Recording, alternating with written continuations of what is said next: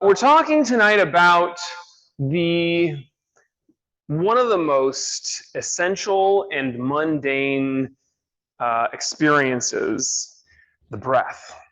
And it is, of course, important, or you will die if you're not breathing. And there's this great, it's very simple to understand story that's been told by 100 people in 100 different circumstances. But the idea is like somebody is having a hard time being excited about the breath and meditation, and they tell their meditation teacher this, and the meditation teacher's like, I got just the thing for you. And they walk out into the ocean, and the meditation teacher just pushes the student's head underwater and holds it there for a while. And then they come up gasping for breath, and the teacher's like, now the breath is pretty exciting, isn't it? You should not have to go through trauma to enjoy breathing and meditating, but sometimes it'll help. I do not suggest you using that technique. I do suggest you just really trying to fall in love with the breath and recognize. I mean, if you look at the science of it, and you look at the idea of every time you breathe in, you're like breathing in dinosaur bones and dust from stars. I don't think there's dust from stars, but you're breathing in the whole universe, right? And the entirety of the history of our planet and all the people who came before. And then you breathe out, and that's going into the future generations of people who are meditating. And it's magic. I mean, it's straight up magic. It's what keeps you alive. If you stop breathing, you cannot survive. All of the technicality behind that is great. But I'm going to talk about some of the actual technique and the importance of the way that we breathe and the way that we can train ourselves to breathe better. So the challenge of the week, your internal challenge this week, is to get your longest time for 10 breaths. So you start with your first inhale all the way to the last exhale, and you time that and see how long you can stretch that. And I'm sure some people have been wondering, like, what is the point? Why try to get a longer breath? Why try to get a deeper breath? And you'll experience this when you meditate. If you just sit still and watch the breath, first of all, it will start to slow down and become deeper and more relaxed of its own accord. But when you become relaxed and your breathing is slow and deep, and you can flip that on its head, and just by breathing slowly and deeply, you can cause yourself to be more calm and relaxed, more in the present, more in the moment. And it's like when you're not feeling it, but you make yourself smile anyways, it kind of makes you happy, right? It's the same thing with the breath. You slow down, you deepen the breath, you breathe from the belly, and this tells your mind, we're relaxed now. And to be able to kind of harness this power and to get mastery over the breath is a really huge thing in so many internal practices. So there are a couple of breathing exercises that I'll actually go over, and I'll do that probably as we're leading into the actual meditation. But I want to quickly point out the difference between a breathing exercise and a meditation. And some people lump them into the same category, but when I talk about meditation, I'm not talking about actively trying to control the breath. I'm not talking about actively trying to change it, to make it slower, deeper, or anything else. You're just watching the breath. And that's distinct from a breathing exercise where you're actively trying to usually lengthen the breath. Sometimes you're holding the breath. You're very often trying to deepen the breath. And so these are ways that we can train ourselves to breathe better. I remember when I first started martial arts, I had never really thought about the breathing before. And I believe I was it was either meditation or Tai Chi when I first got this idea of, hey, you should try to breathe from your belly. And I had never done that before. I had breathed, you'll notice this, if you ever watch a baby breathe, an infant breathes from their belly very well.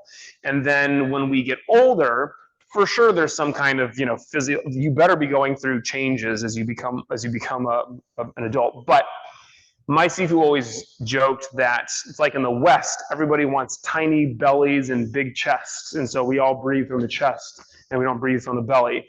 There's definitely something, psychological and something that's going on that causes us to not really breathe deeply from the belly. But again, you can kind of train yourself to make that happen. And with the technicality of the way that we breathe, I'm going to go through a couple of things. I heard some of these ideas earlier, but most recently in this book called Breath, The New Science of a Lost Art. This is a great book. We were just talking about it today, how we got to get some copies and keep them in the dojo. But this is a book by James Nestor. And there are a couple of fundamental ideas that I really took home from this. And this is actually from an article that somebody wrote about the book. But there are a couple of super interesting things here that I found. One of the ideas here is called Our Changing Faces. There are over 5,400 known species of mammals, but humans are the only ones with regular misaligned jaws. So we're the only mammals where our jaws are normally messed up or regularly messed up. So we get under and over bites and snuggled teeth. So evolution isn't always better, it's just change. Sometimes we can be moving in a bad direction. And we're at a point now where we've been for several thousands of years where we're passing down unhealthy things, unhelpful deformities to future generations. And it goes on and on and on, but basically it comes down to when we started eating different foods and made our brains grow bigger, it means that our brains needed more space in our skulls that started kind of crowding other stuff. And so it stole this space from our sinuses, our airways, our mouths, which then shrunk, right? And so you can see this when you look at like a chimpanzee, they have kind of a bigger jaw compared to the forehead, and we are kind of the opposite usually. And so by processing and cooking food, even in a primitive way, we were chewing less, which means that our jaws were getting looser, weaker, changed the shape of our face. Learning to speak dropped our larynx and pushed our tongues back, creating too much space at the back of the throat, meaning we're the only mammals and the only sapiens that can choke, which is great for me as a martial artist to be able to choke somebody else, but also bad for me being able to be choked by somebody else. And we can even do that in our sleep with snoring and sleep apnea. So some of you may have experienced this. I almost a couple nights ago had to elbow somebody awake who I thought was dying because she just stopped breathing in the middle of the night. And this is something that I'm sure you all know at least somebody who has trouble sleeping sometimes because of this. And you don't have to be heavy. You can just be sleeping on your back and stop breathing. It's messed up. It's not good for you. So also, as we evolved in colder climates, humans developed longer, thinner noses, which were able to warm up the cold air before it reached your lungs. And those in warm and humid climates had flatter noses, which is more efficient for processing humid air ready to hit the lungs. So it's interesting to think about how the nose shape is differentiated by the climate. And so all of this has to do with the different factors that actually change the way that our faces and our skulls are shaped and the way that we're able to breathe. So the second idea, mouth breathing is very bad. And I hope that none of you listening to this talk tonight are mouth breathers. It's a derogatory term, and if you are a mouth breather, you should be offended by this, and you should stop yourself from breathing through your mouth. So our small mouths cause our teeth overcrowding and many other issues. Sleeping with an open mouth makes it worse because gravity blocks the airways, and therefore, that's when I missed the page here. That's when we get snoring and sleep apnea. There's this experiment where the author had his nose blocked up for 10 days to test exactly what happens when you can only breathe through your mouth. By the end of the experiment, his snoring was 4,800% worse than it was at the beginning of the experiment. He was having 25 sleep apnea episodes each night, and some were so bad that he dropped below 90% oxygen, which can cause all sorts of issues on an ongoing basis. So some studies show, like, this goes into all the terrible things that can happen with sleep apnea. I saw somebody, a friend of mine on Facebook, the other day, I think it was just yesterday, posted a picture of himself with medical tape on his lips. And this is actually something that they recommend in the book. If you find that you are snoring, you have sleep apnea, you can actually train yourself to breathe through your nose by covering your mouth. Let me be very clear, you should read this book before you try this. It does not say cover your mouth with duct tape. You're not trying to kill yourself. It's medical tape that can easily open up. You can also do something that opens up your nose. They have different devices that do this too. And if you don't want to go out and buy something that fancy, you literally just take some medical tape. Medical tape is important because it can come undone before you die, right? So your mouth will like force itself open if it needs to. But this will start to train yourself. So when your mouth is closed with just a little bit of extra something, it will make you start to breathe through the nose. And in this post, he was like, you probably think I'm crazy for sleeping like this, blah, blah, blah. And I was the only person who responded like, this is a great idea. I read about this and I've never had to do it because I've got a nice big nose with plenty of air going through it. But it's something that I would definitely consider doing. Again, consult a physician, read this book. Don't just listen to this talk and tape your mouth shut tonight and something terrible happens to you, God forbid.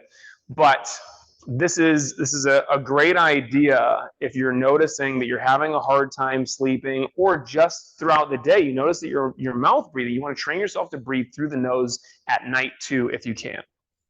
So I'll move on to the last one. How to breathe better. So breathing through your nose is a starting point. Talks about this idea of putting medical tape over your lips at night. You can be increasing our lung capacity, and there's interesting research into the link between lung capacity and longevity and health in general.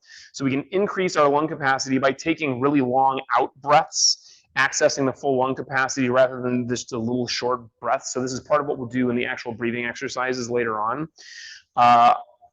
I like to do both long inhales and long exhales, sometimes with a pause, but the idea is just to elongate and try to get the full breath. So I don't remember the exact first full breath that I took, but I have this general memory of this experience of the first time that I actually fully exhaled.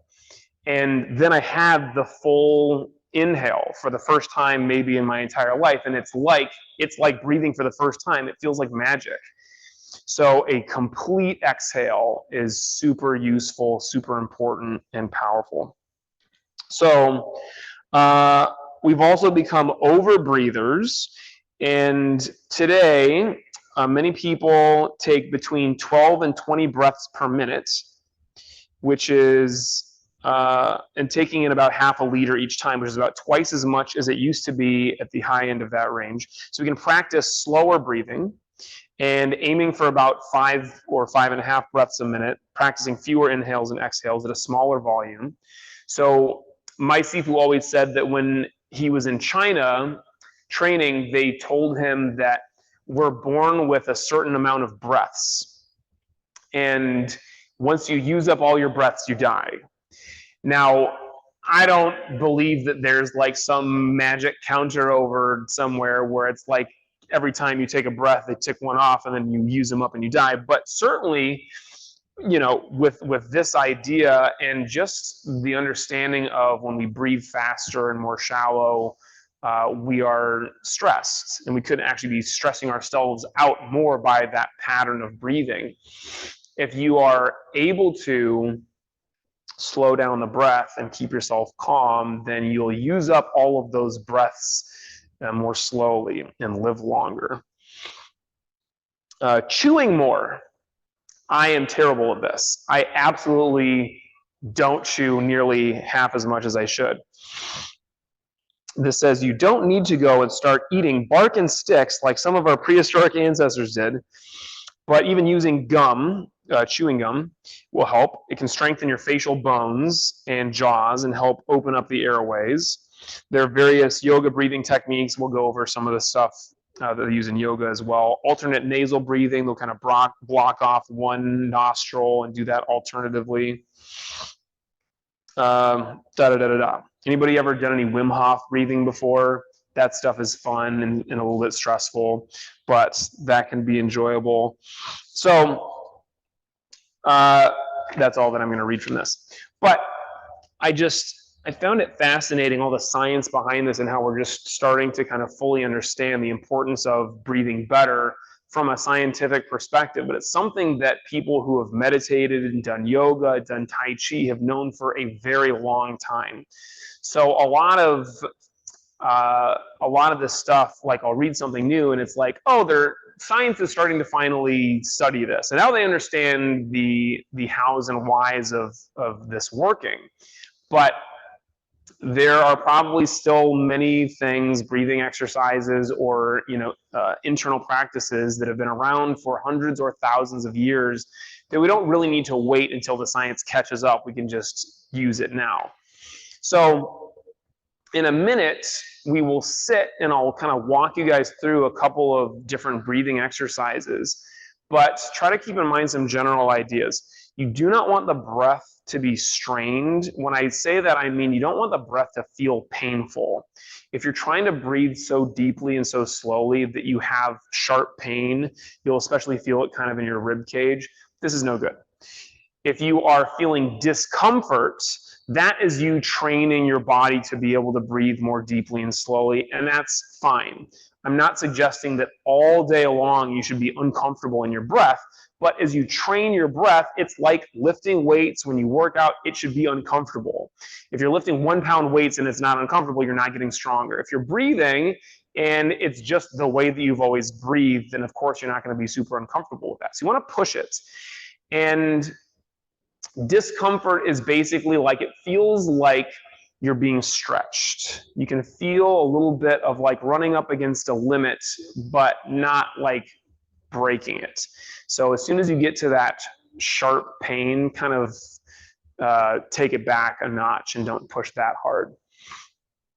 A simple thing to keep in mind is, as you're doing breathing exercises, there are different patterns of breathing. One of them that we will not do tonight, unless I change my mind, is specifically designed to slow down the heart rate.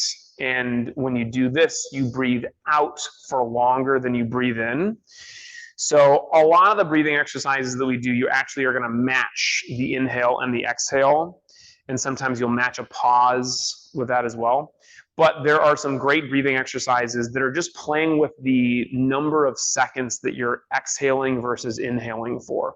And you can do it the opposite. If you really wanted to start amping yourself up, you could actually breathe for longer in and then exhale shorter.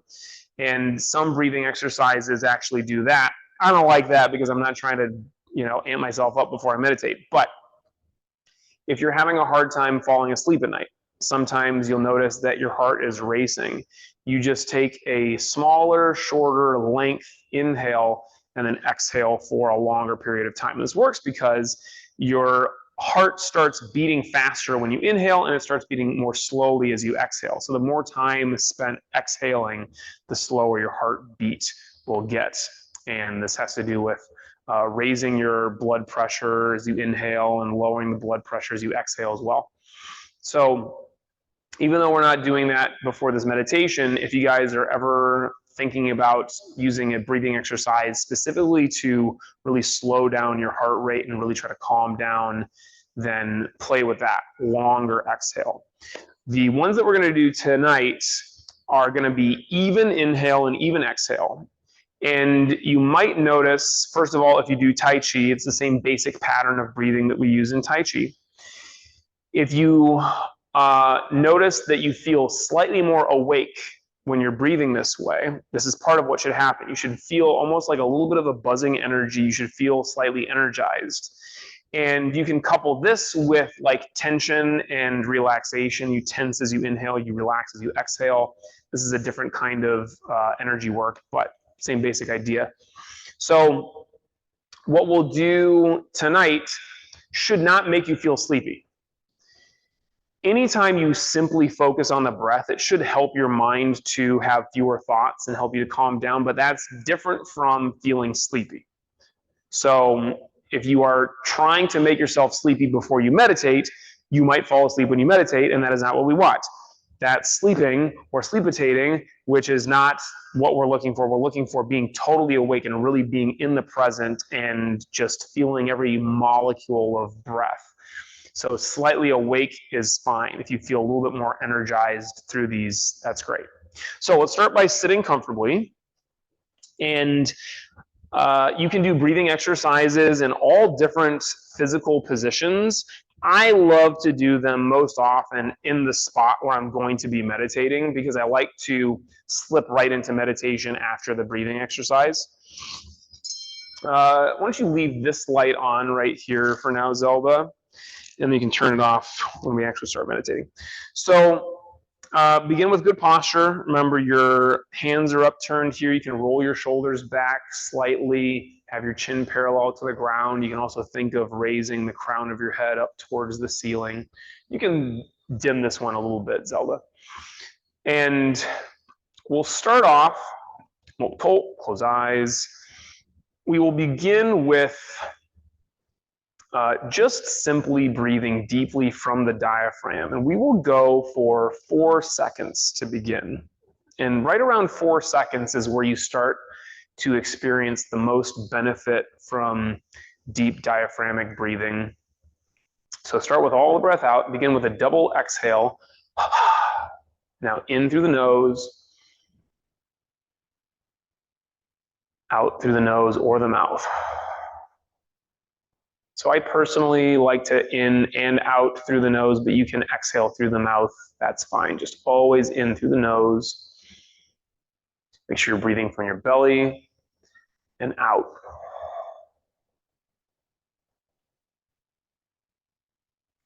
If you're feeling good about that pace and you want to slow it down a little bit, you can. But right now we're just looking to sink the breath down to the belly and really feel how you fill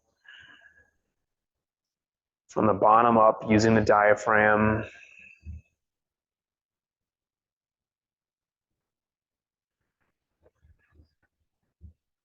It's okay if you breathe a little bit from the chest too, but try not to really puff out your chest much when you breathe. Another benefit of this is you will feel that you're able to maintain a little bit more stillness in your body when you're not breathing heavily from the chest. Belly breathing will kind of allow you to stay more still and not mess with your posture much. So now we're going to transition and just put a pause at the top of the breath. So you're going to inhale for about 4 seconds. Pause for 4 seconds. And exhale for 4. So it's called pyramid or triangle breathing. You have a inhale, a pause, and an exhale, all of which are even with each other.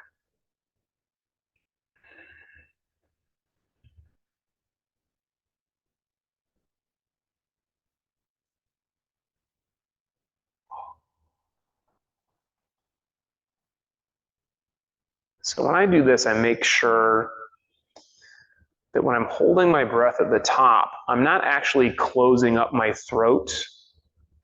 I'm kind of just using the muscles that you use to expand the lungs and just keeping them in that position. And then the exhale comes without you having to kind of unblock the throat.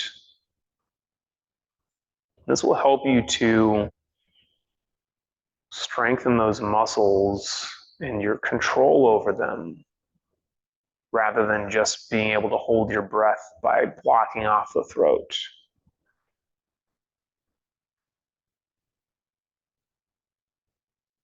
Again, if you feel good about it, you can start to lengthen the time of the inhale, the time of the pause, the time of the exhale. And I like to actually count here, try to push it. So if 4 seconds is comfortable, go to 5 seconds or 6 seconds.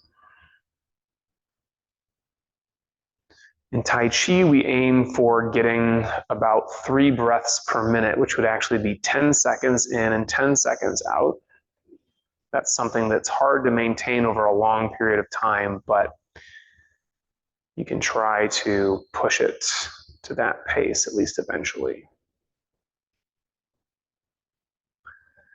And now we're going to add a pause at the bottom. So this is squared breathing or cube breathing.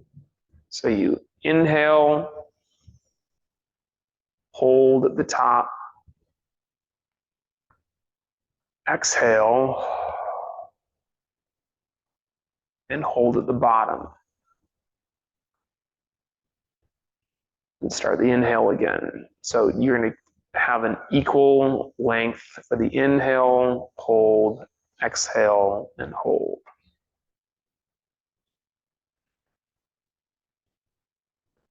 And when you start to do this one especially, you'll start to feel like you might want to start breathing in a little bit more. Maybe you try to breathe more volume or more quickly. You might feel like you're gasping for breath a little bit if you're doing an especially long period of time, and that pause at the end starting to make you feel a little bit frantic. This is good, especially for starting to train yourself to not need to breathe so quickly or so often.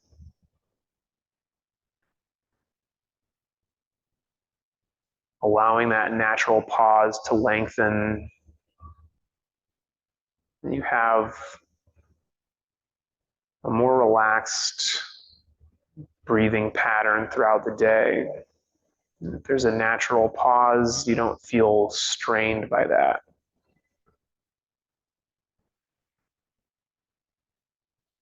So it's a good idea to test yourself and see how long you can maintain this for. And like for our challenge of the week, take 10 breaths and see what your time is, especially if you're doing this pattern of breathing with the squared inhale, hold, exhale, hold. See how long you can stretch each section of that out for. If you can get all the way to 10 seconds and hold that for 10 breaths, that's really going to be something.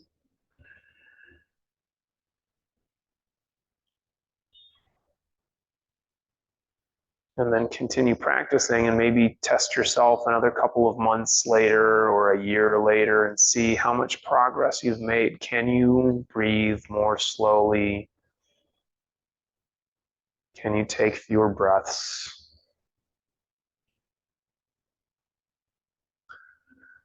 So now we're going to slide right into meditation. And you can just allow your breath to move by itself now. So you're no longer changing the breath or manipulating it.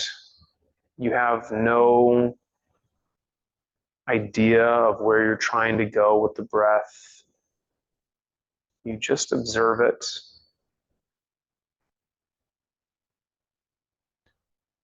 When your mind wanders, you start to think, maybe you're thinking about trying to change your breath, or maybe you judge the breath. Just let go of that. Return naturally to the feeling, the physical sensation of the breath as it comes in and goes out by itself.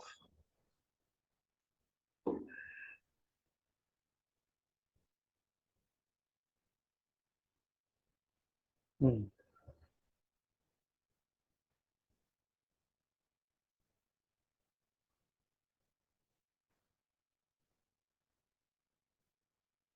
find that your mind starts wandering and it's really a challenge to hold on to the breath. You can return to a breathing exercise where you're counting the breath, you're purposefully lengthening the breath.